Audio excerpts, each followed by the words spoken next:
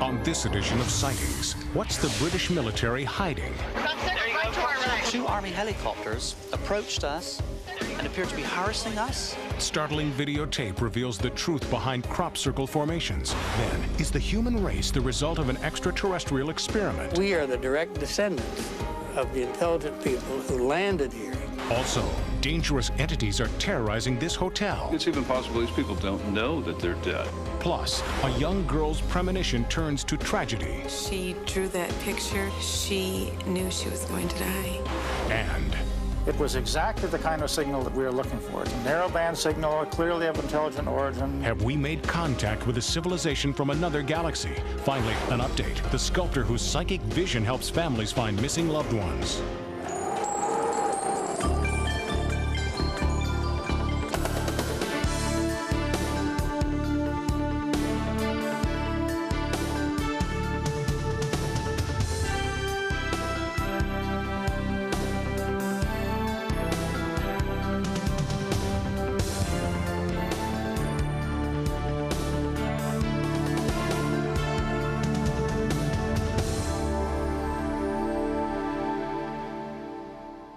Welcome to Sightings. I'm Tim White.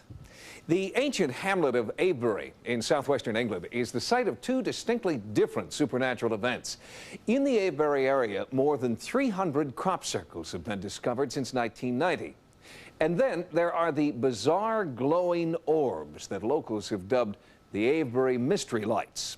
The two phenomena seemed unrelated until recently, when videotape was shot showing what appears to be a glowing ball of light actually creating a crop circle.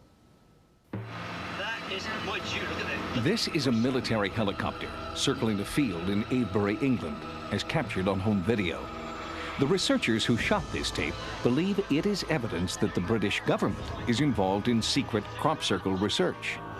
Watch carefully as the helicopter hovers near a mysterious ball of light in the middle of your screen. In the field below, a crop circle. The crop circle activity in this area this year has been quite considerable. We have something in the region of 100 major patterns in Great Britain currently. Over 90% of them are in this area once again. Some of the crop circles are made by, in my view, extraterrestrials. When you study the material over the last 40 years from many countries, you have solid metallic-looking objects landing, taking off, leaving a characteristic ground feature like an ordinary crop circle. It was like a clear sphere, orange inside, with like thousands of lights spinning and rotating, and the whole thing was spinning. Most of the lights that are seen above the crop formations, and some of them are actually seen in the fields, there must be some connection, although at the present we haven't got that little thing that clicks the two together. Every night, sky watchers ring the hills around Avebury, waiting for a glimpse of the mysterious lights. The following amateur videotapes of unexplained lights in the night sky have all been taken within the last 3 years. It was only very short-lived, but for the 5 seconds it was there, it was tremendous. It was like looking at something half the size of the moon, just sat on the ridge top, brilliantly glowing orange. They looked like orange balls of light. You could see that they were mushroom-shaped, revolving, and emitting orange lights out from the bottom. So we were quite fascinated by it. I describe it as being spherical, oval-shaped, silvery white, slight orange tinge. It came over from the left to the right of the trees, then it went back, then it came back again. Then all of a sudden, it looked like it trebled in size and changed colour to orange. But then after that, we see the white ball came out from the side of it, and that went off to the left, and we never see that no more. The lights are there, and they're not aircraft, planets, or radio towers, but are they extraterrestrial craft? Most astronomers believe the Avebury Mystery Lights are a natural phenomenon, but so far they don't know much more than that. At the heart of a lot of genuine sightings of UFOs are these balls of light, cavorting around in the night sky, perhaps coming down very close, perhaps changing shape. It's quite possible that those balls of light are a glowing plasma. which is the same type mechanism that we do think is involved in crop circle formation. Plasma being very simply electrically charged air particles. And they start high in the Earth's atmosphere and come down towards the ground. So if you have plasma coming from high in the Earth's atmosphere, you should expect that it's likely to be swirling by the time it gets anywhere near the ground. And that's completely consistent with what we find in crop circles. It is just conceivable that some of the circles may result from balls of light that just touch down and touch this very responsive surface of a cornfield. The ground here is chalk and limestone, crisscrossed with underground springs. Some scientists hypothesize that the interaction between the water and the rock creates an electrical charge that either attracts or helps create the lights. But what is so strange is that these lights appear to be moving purposefully.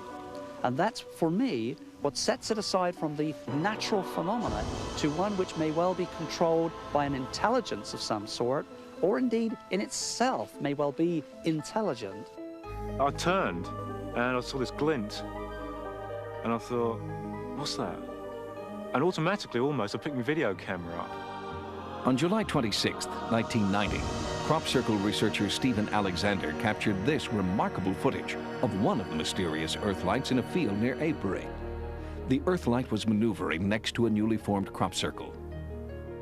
And this object just actually curved round and dropped into the crop and disappeared for a while.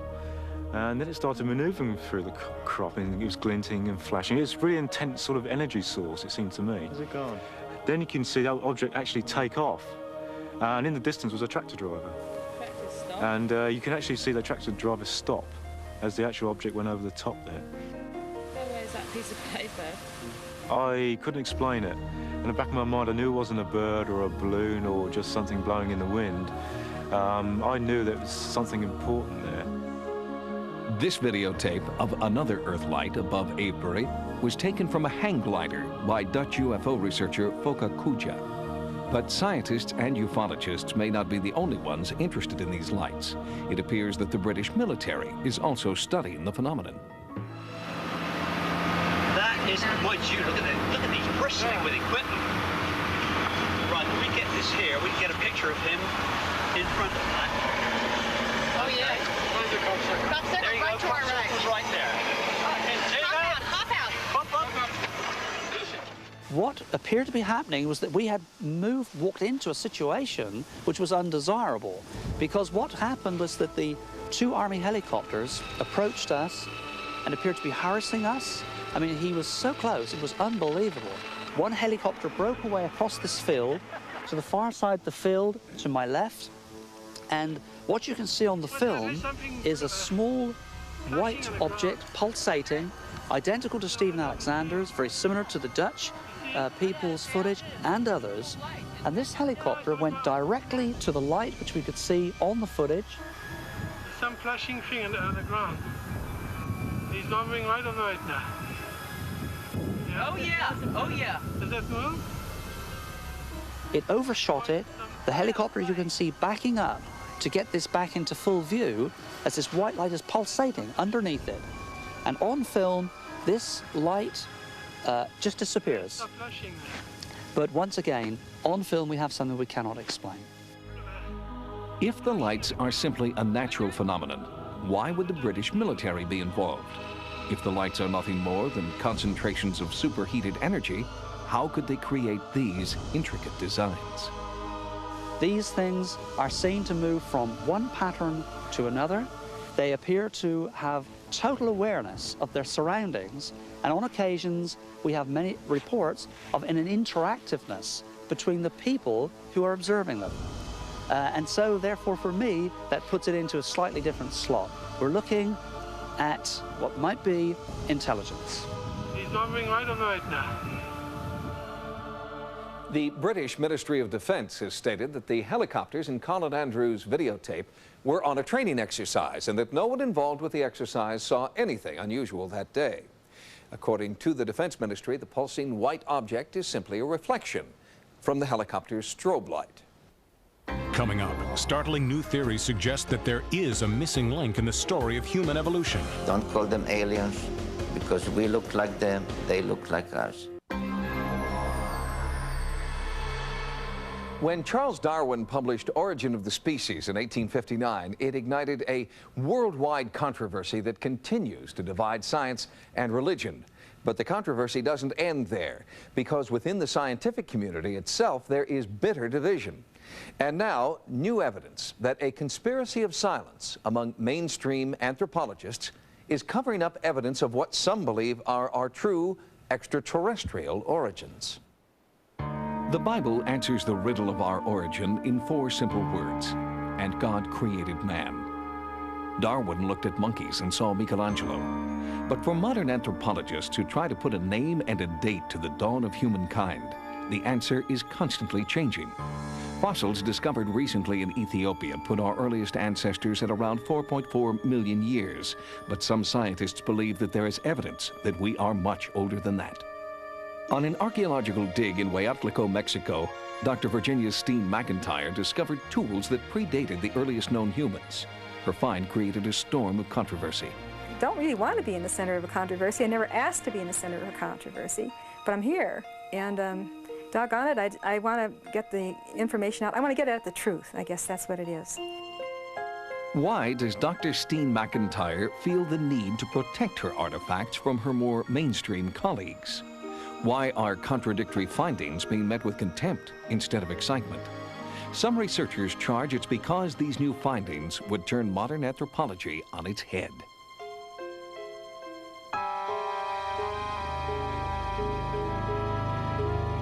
I believe that we came from outer space. All the evidence suggests that human beings, as we know them, did not originate on this planet, but have come to this Earth from other dimensions. I believe that we came from outer space, that we are the direct descendants of the intelligent people who landed here a long time ago. Gene Phillips is the founder and president of the Ancient Astronaut Society. He claims that museums are hiding thousands of artifacts that do not conform to their narrow view of anthropology. This is an exact replica of an object that is in the Smithsonian Museum, and they call it a stylized insect. The Smithsonian had it on display, and they used to sell replicas in their shop. Phillips claims that after the Ancient Astronaut Society interpreted the object as a prehistoric space shuttle, the Smithsonian removed the original from public display. Phillips and his group have studied more than 150 ancient sites in 30 countries. These 5,000-year-old masks were unearthed in Eastern Europe. They bear a striking resemblance to modern-day depictions of supposed aliens, known as Greys. There's a site in Bolivia, South America, called El Fuerte. What it looks like is a catapult-type launch site for space vehicles. The Ancient Astronaut Society is not the only group supporting the theory of interplanetary contact. Author Zecharia Sitchin concurs in his book, The 12th Planet. There is one more planet in our own solar system, not light years away, that comes near Earth, between Mars and Jupiter, every 3,600 years, at which time people, intelligent people, beings like us, come and go between their planet and our planet, and brought us, Homo sapiens, about sooner than we might have appeared otherwise.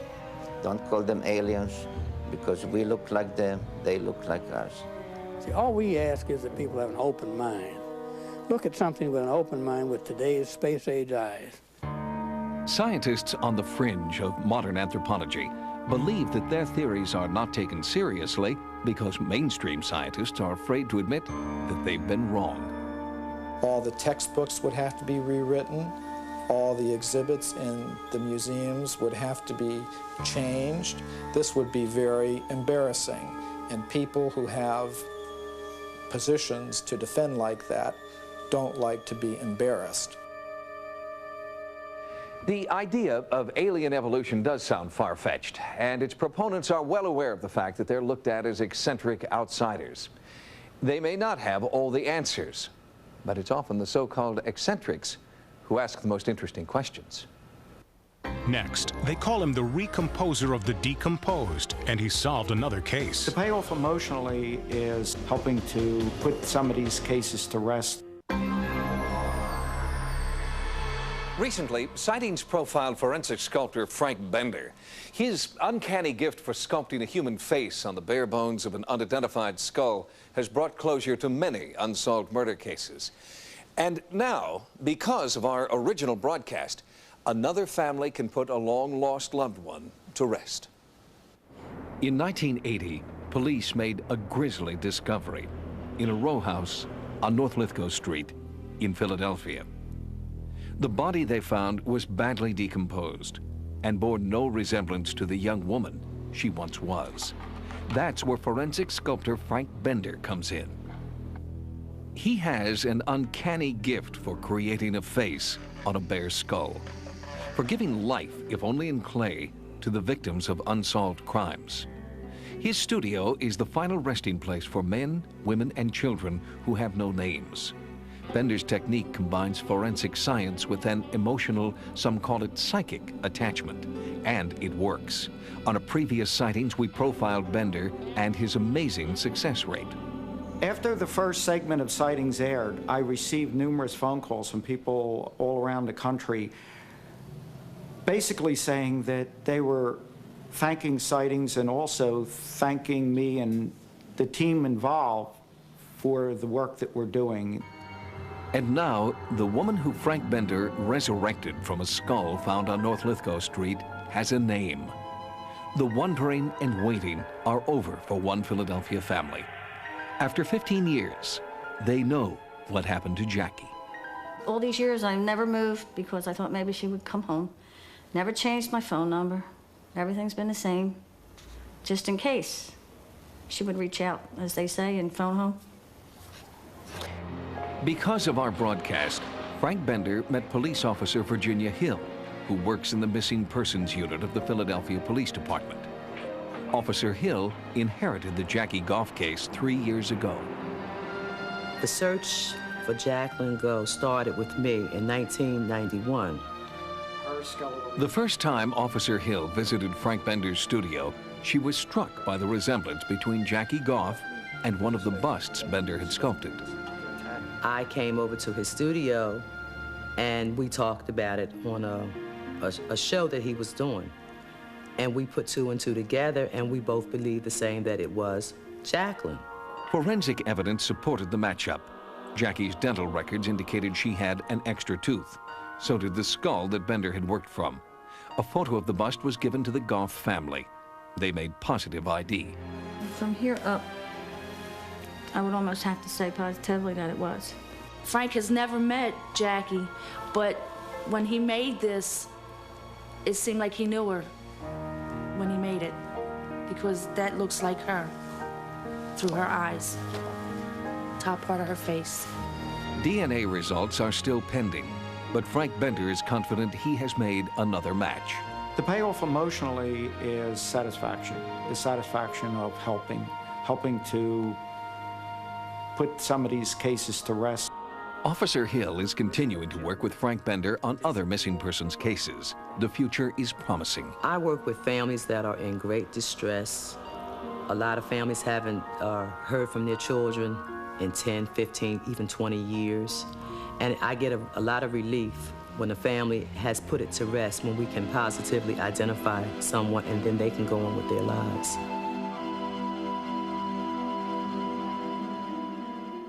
Sadly, the bust that Frank Bender was sculpting during our original broadcast has still not been identified.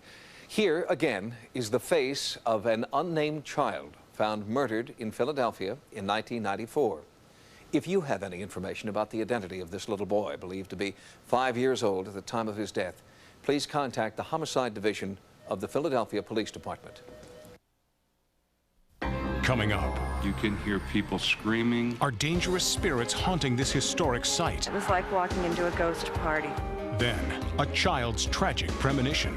And this computer document may prove that we are not alone.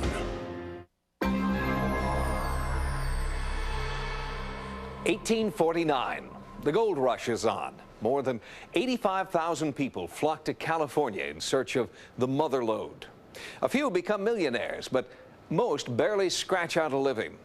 And many of the legendary 49ers die, laboring with hand tools inside unstable mines. It is the ghosts of those who died trying that many believe are still here today, haunting a small town in the Sierra foothills of California. You can hear explosions, you can hear fire crackling, you can hear people screaming. In California's gold country, the mines are idle now. The streams and creeks played out. But in Jamestown, the spirit of the 49ers is still alive inside this hotel. You can still find a hot meal and friendly conversation at the Willow Hotel.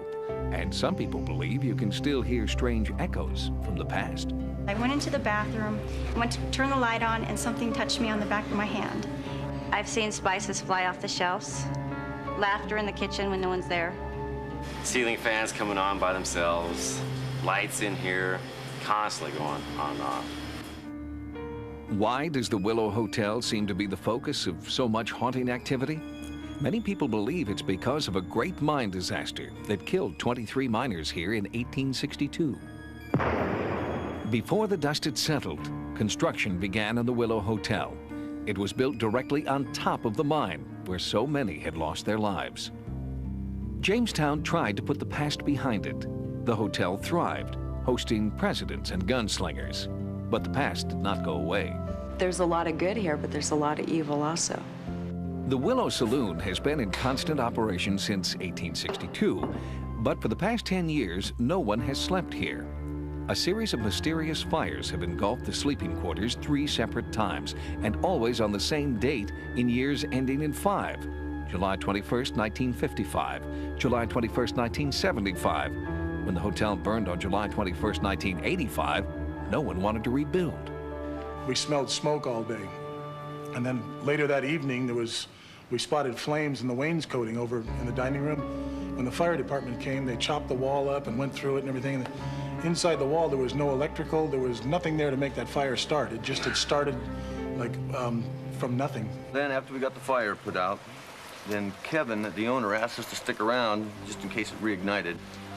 And at that time, we started hearing 2 scratches from underneath the bar floor by the waitress station. I took a fast exit out the door, and then shortly after that, out of this wall that I'm leaning against came like 2 massive exhales. Word spread about the strange fires at the Willow. A local news crew came in to conduct an overnight surveillance. We set the camera back on the tripod, and we left it just sitting there. Nobody touched it, and the camera went to black and white, and we had electrical was blinking in and out, and the walls of the booth in the front there started rolling as if like an earthquake, was making the walls roll out. We did play it back. Yeah, we had lines going across it and then it started rolling, and then ever since then I haven't been able to really view it. It kept shutting the VCR off, ejecting the tape, and it was a brand new tape. That same television crew took these photographs and claimed they saw transparent entities hiding in the shadows. I just looked across the room and I just saw somebody standing at the booth, and as soon as I got up, he just disappeared. He was gone. That was the reason why I took a picture of the booth to see what would happen. And then it appears that there are 2 faces in the booth, one on each side, and one of the faces looks like he has like a miner's hat. Are these entities somehow responsible for the fires? Do they have a connection to the Great Jamestown Fire of 1896 that destroyed almost everything but the Willow? In the late 1800s, when the town was burning and they dynamited some of the other buildings to save this one, they said while they were dynamiting, a man was killed, and they said one of the kinfolk from the man that was killed is who keeps lighting this place on fire. Or is the haunting here related to the turbulent times the Willow experienced during Prohibition? In 1925, Gus Ratto, who was leasing the bar at the time, went upstairs to his wife's room and called to her, and when she opened the door, he fired 1 shot into her head and turned around and shot another into his own head. Since 1972, the place has belonged to the Mooney family. When Kevin Mooney took over 4 years ago, he was a confirmed skeptic until he had his own sighting. I'm getting ready to walk through the back door when I look up at the window and there's eyes like red like this, 2 red eyes looking through the window, and my heart started going, and oh God. I get outside, my heart's boom, boom, boom. I look around, there's nothing there. The Mooneys had earlier contacted parapsychologists Nick Nocerino and Chuck Pelton to conduct a thorough investigation. You got something here that's very hot. Very hot. This is where the apparition should be. If there's going to be an apparition, it should be in this area. When you walk through this building, you still feel heat, you feel fire, you smell smoke. Pelton and Nocerino believe that there are 3 layers of hauntings here, caused by what they have termed residual thought forms. Well, thought form is probably an event that took place that these people are reliving. And if you tie that into a quick death, had it been from a fire explosion, a mine cave-in, it's even possible these people don't know that they're dead. No one can predict if the haunting forms of the past will appear again. But you can bet everyone in Jamestown will be keeping an eye on the willow every July 21st, ending in 5. The pattern of fires occurring on the same date nearly every decade since 1955 has all the earmarks of a classic arson pattern. That's what the Tuolumne County Fire Department originally thought. But their extensive investigation has ruled out arson as a possible cause. When Sightings continues, a child's premonition turns tragedy into hope. Katie was given a glimpse from the other side. Most psychical researchers believe that we are born with extraordinary powers of ESP, but as we grow older, our psychic ability is weakened by a world that teaches us to rely on empirical thinking. If this is true, it might help explain why young Katie Thronson had a premonition of death that tragically came true. This is the last picture Katie Thronson ever drew. It was her vision of another life beyond this one. It seemed to spring from an active imagination, but less than a week after Katie showed the drawing to her mother, the little girl, who seemed heaven sent, was gone. Katie was a beautiful little girl who was really happy and was always kissing people, just really loving. She would always have her arms around other children. She seemed to be the one that always brought children together. Over the course of almost 7 years, she had hundreds of drawings. She expressed herself by drawing hearts all the time because she was filled with love. Julie Thronson vividly recalls one day in October of 1991 when Katie came to her out of the blue with an unsettling question. She came into the room where I was sitting, holding a tablet that she had been drawing on, and in a real innocent way came up to me and asked me, "Mommy, am I gonna die?" And I said, "No, honey, of course not. You're not gonna die." And she said, "Never?" And I said, "Katie, no, you're not gonna die." Then she just danced off, happy that she wasn't gonna die. But 2 days later, Katie developed what appeared to be a severe flu. The next day, her condition worsened, and she was rushed to the hospital. Doctors suspected that Katie had a ruptured appendix. In the hours after that time, and prior to her going to surgery, her prognosis had become extremely grave. Julie never left her daughter's side. Just before 3 o'clock, while Katie was awaiting surgery, there was a change in her breathing. She lapsed into unconsciousness, and Julie could not wake her. I said, "Katie, Katie, just talk to Mama." And she wasn't responding to me at all. And I looked at the clock, and it was right at 3 o'clock. I looked at the clock, I looked at her, and suddenly she just sat up in the hospital bed, raised her arms out towards the window, opened her eyes. It was like she wanted me to pick her up, yet she wasn't in my direction. There was this stillness in the room that is indescribable. It was just completely still. It was like an infinite moment. And in my spirit, I just knew that my little girl had been taken. And I ran out into the hall, and I just yelled, "My little girl just died. I just saw her die." A medical team rushed in to try to revive Katie. Julie waited in the hallway, just outside the room where her daughter was dying. And then I noticed a pregnant woman walking towards me, and I could tell by the look in her eyes that she was going to say something to me. And she came right up to me. She touched me on the shoulder, and she said, "The Lord has spoken to me. You're to be like a lioness. Your little girl is okay."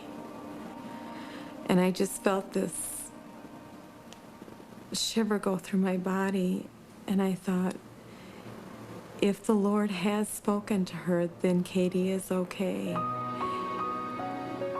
Whether she's gonna live or whether she's gone to God, Katie's gonna be okay.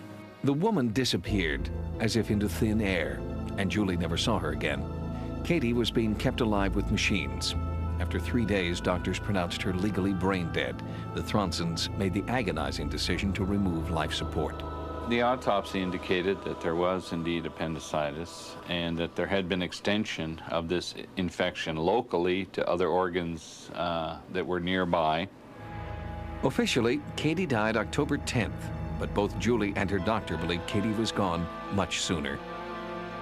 When I told the doctor that at that time she had raised her arms out towards the window, he said, "I believe that that was the time that Katie left her body. And that although they artificially kept her alive, she had died at 3 o'clock. It was 6-year-old Katie who was the first to be laid to rest in the family plot. It was an unspeakable tragedy from which the Thronsons never thought they would recover. But a few months later, there was a ray of hope stuffed inside a cardboard box. Julie found the tablet that Katie had been drawing on just days before her death. She had drawn a picture of these angels surrounding a light, and the cloud and the moon had sad faces, and all the angels had sad faces, and some of them even had tears coming down their face. The picture said everything. When I saw it, I knew without a doubt that Katie had a premonition. Julie drew strength from that cherished drawing.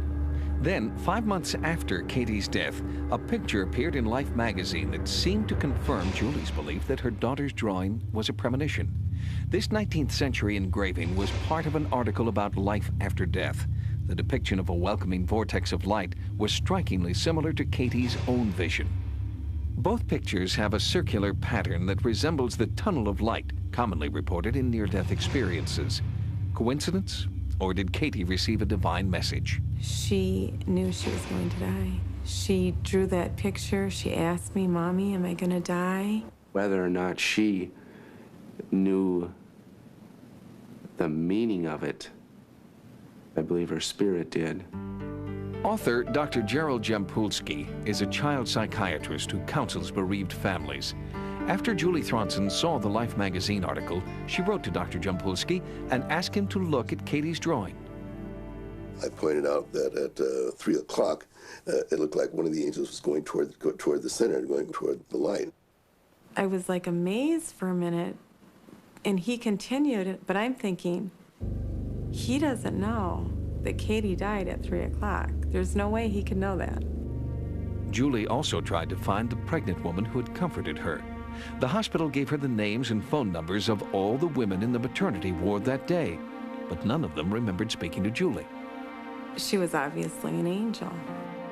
There was some kind of a message there of life and death and birth. The cycle of death and birth continues. There is a new life in the Thronson family. Little Cody was born on October 7th, 1992, 1 year to the day after Katie died. It was an uncanny coincidence. I was once told a definition of coincidence that I've always found very helpful. A coincidence is a miracle in which God wishes to remain anonymous. That makes a lot of sense to me. When the Thronsons take Katie's brothers and sisters to her grave, the family remembers and talks about what they believe is God's plan. It was a gift from beyond, maybe a gift from God. The impact that drawing has had on our life is just beyond words. We have this to share with people. We have the hope to share with people that there is a beautiful side to all of this. It helped us in the healing because it gave us both peace. I felt honored that Katie was given a glimpse from the other side. There's just the fact that there's life after death. And even though we can't see it, it exists. Just a few weeks ago, the Thronsons were in a serious car accident. Fortunately, everyone's all right. They're recovering at home.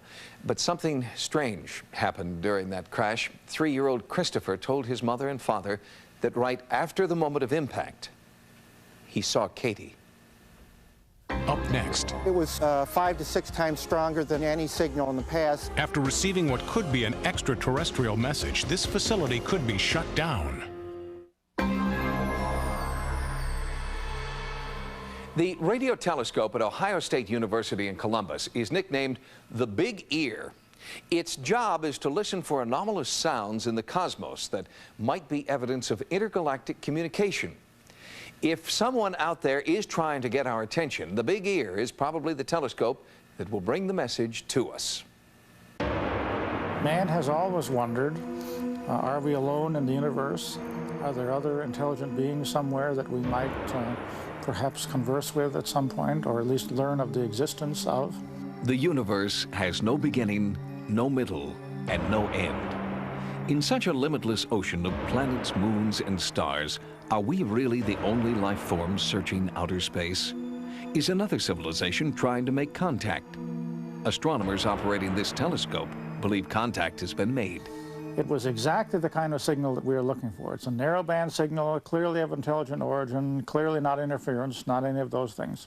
In the late 1950s, Ohio State University began construction on what would become the world's largest radio telescope. It was designed to pick up and record the noises of space. And for over 15 years, it cataloged a symphony of static pops and hisses that were emanating naturally from satellites, stars, and explainable sources. Then, in the mid-1970s, the radio telescope known as the Big Ear received NASA sponsorship and began listening for evidence of extraterrestrial intelligence. In 1977, they got their first hit. I had the task to look at the computer printouts to see if there was anything interesting. Anything 4 or above was definitely unusual. Well, this was the equivalent of 30, and so it was so strong, 5 to 6 times stronger than I had seen any signal in the past, that I was astonished and immediately wrote the word "wow!" exclamation point in the margin of the computer printout. The very strange thing is we have these 2 beams in the sky. We saw it in only one of those beams. So that means that it turned off or on, one or the other, as we were watching it, which is even further indication of intelligent origin. The tantalizing thing is we went back and looked hundreds of times later and it was never there again. So we will never know exactly what that was. It could have been from some other civilization. The spontaneous signal became known as the Big Wow. It immediately sparked serious debate among astronomers. No one could explain the origin of the signal, but many scientists would not accept it as proof of intergalactic communication. Others insisted the Big Wow was Earth's first contact with an extraterrestrial intelligence. The debate continues to this day. The fundamental problem in a scientific experiment is if you can't repeat it, you can't say it exists. Dr. Louis Friedman does not believe that the Big Wow is definitive proof of interstellar communication, but he does believe it is an important piece of a larger puzzle that the Big Ear will someday solve. Nonetheless, it has, over the time, made very useful observations in the whole search for extraterrestrial intelligence. But despite the Big Ear's scientific contributions, the radio telescope's future is on shaky ground. Congress did cut out the funding last year, and that has made the SETI program really disappear from all government activities. Because the subject deals with extraterrestrial life, it's a subject that is obviously capable of ridicule. And Congress didn't continue the funding because they were susceptible to those kinds of jokes. Unfortunately, the land the Big Ear sits on is becoming more valuable than the radio telescope itself. Without federal funding, it's up to private organizations like the Planetary Society to stave off destruction of the project. The idea that someone out there may be transmitting and we're not listening is not one that we in the Planetary Society are comfortable with. Currently, everyone who works on the project works for free. The Big Ear is supported by volunteers who don't want to see the project die. We have people from all walks of life. I mean, we have an attorney, we have physicists, astronomers, a chemist, school teachers, a jukebox repairman, people who just do anything that you can imagine volunteer here. The Planetary Society encourages anyone with an interest in the heavens to join them. Volunteers who aren't physicists or astronomers learn from those who are. If it weren't for someone like me coming up and moving, repointing the telescope a couple times a week, then no such survey would be done. Their equipment is sadly outdated, but the Big Ear volunteers are undaunted. Who knows when one of them will be able to write "wow" on a computer printout. There's no telling what extraterrestrial civilization's power is, so even the weakest equipment might be able to pick something up. Eventually they will transmit, and I think we'll hear it. If not in my lifetime, then the next one. It seems unlikely that only here, in this very typical place, that life would have formed. In fact, if we go on searching for a long period of time and never find anything, that will be an even stranger situation, that we will have to then understand why did life form only here and nowhere else. We want the Earth to be listening. We have a lot to learn in this area. Who knows where we'll strike a little gold in those hills. The land underneath the Big Ear is leased to Ohio State by a land development corporation. The university's 10-year lease expires next year, and there are rumors that when it does, one of the world's tallest radio telescopes will be dismantled to make way for a golf course. Sightings has expanded its America Online area. Keyword Sightings when you log on for access to Sightings stories, images, and events. To subscribe to America Online, call 1-800-591-3344. And you can still reach Sightings 24 hours a day at 1-900-933-7444. Until next time, remember, no mystery is closed to an open mind. For Sightings, I'm Tim White.